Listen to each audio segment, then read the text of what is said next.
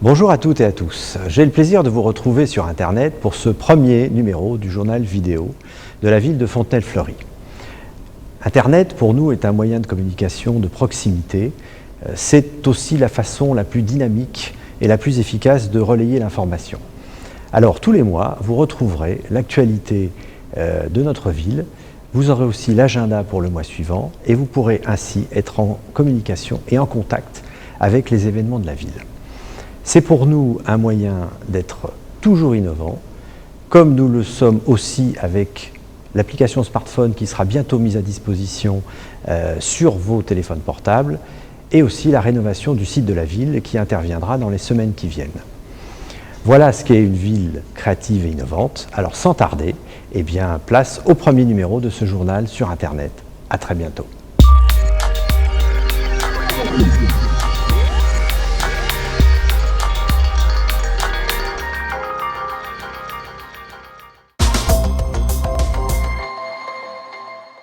Le gymnase du Levant abrite depuis le 7 mars dernier une nouvelle salle de sport très attendue par les Fontenaisiens. L'inauguration a attiré de nombreux visiteurs en quête d'un lieu pour se dépenser. C'est une très belle salle de musculation. Maintenant, il va falloir voir avec la pratique, voir si les coachs sportifs sont opérationnels, nous donnent les bons conseils, et ça on verra avec la pratique. Il y a de la gymnastique, mais moi je voulais de la muscu, ça manquait. Je trouve que c'est super. J'ai besoin de m'entraîner avec un coach. Je vais essayer en tout cas jusqu'à cet été, et puis on verra bien. Car effectivement, un coach sera toujours présent pour conseiller les adhérents sur les différentes machines. En tout, 225 mètres carrés de fitness et d'haltères pour retrouver la forme. Un espace convivial et chaleureux, un autre moyen de rencontrer ses voisins. Ici, on peut partir par exemple du cardio, de la remise en forme. On a pas mal de retraités, des gens qui viennent en complément d'un kiné ou quelque chose comme ça, qui vient pour faire du vélo. Un peu de tapis de course, un peu de trucs. Après, on a des gens quand même, déjà, ils sont plus rentrés dans la compétition déjà. Il y en a, ils font quand même déjà du sport un peu plus de haut niveau, quoi. À l'origine, l'association était installée à Villepreux. Mais par manque de salles, la voici désormais 100% fontenaisienne. C'est une association, tout à fait, ce n'est pas un club privé. Le tarif est moindre, avec des tarifs spécifiques pour les fontenaisiens et les moins de 25 ans fontenaisiens également. Transpirer sur les bancs de musculation vous coûtera 180 € à l'année, 160 € si vous avez moins de 25 ans. L'association espère atteindre les 500 adhérents dans quelques mois.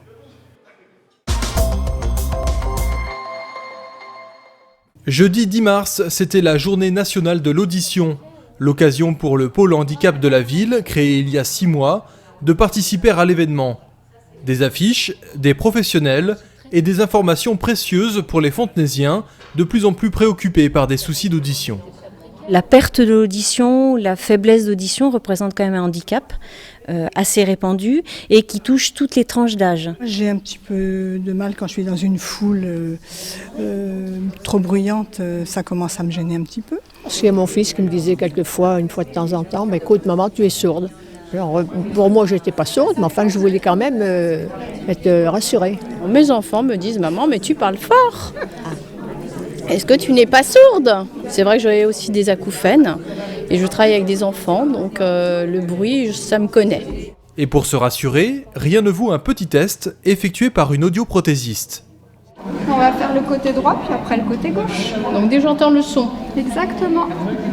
Effectivement, il y a de plus en plus de personnes qui sont appareils. Pourquoi ? Parce que les appareils ont évolué, on peut régler plus finement par rapport à l'audition, plus d'atténuation du bruit. Après, les appareils s'adaptent en fonction des besoins. Si on veut le plus discret, ça existe très discret. On veut un appareil un petit peu plus gros, où il faut changer les piles moins souvent, ça existe. Ou bien encore des prothèses sans piles et rechargeables. Dans une société toujours plus citadine et bruyante, il n'est pas anodin de rappeler quelques principes de précaution.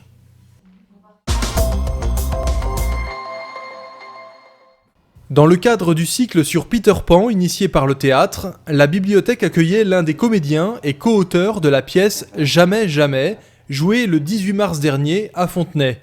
Une rencontre et des échanges sur l'adaptation de ce roman mondialement connu, écrit par James Matthew Barrie en 1904. On s'est approprié tous les thèmes pour présenter un Peter Pan rock, insolent, qui mêle vidéo, magie nouvelle, musique live sur le plateau et théâtre. Donc on aborde les thèmes de l'enfance perdue, l'enfance malmenée, l'enfance négligée, on redonne la parole à ces enfants. Des enfants justement attentifs aux lectures de Florian Goetz, qui tentent de leur faire comprendre quelques messages du roman. Ce fut la seule fois qu'elles évoquèrent ce sujet entre elles, mais Wendy savait désormais qu'elle devait grandir. Et Peter Pan, c'est vraiment cet être qui arrive et qui dit « mais c'est bon quoi, lâchez tout, allez-y, foncez, vous avez un truc à faire, allez-y, c'est pas possible, mais vous trouverez les moyens, allez-y, croyez-y. Si vous n'avez pas l'étincelle du départ, l'envie, le désir de changer les choses, bon, ça changera jamais. Il suffit d'y croire et de penser à de belles choses, et ça vous fera décoller. » C'est une phrase de Peter Pan. Un sursaut d'optimisme et un soupçon de rêve, une leçon de vie de Peter Pan qui n'est pas réservée aux enfants.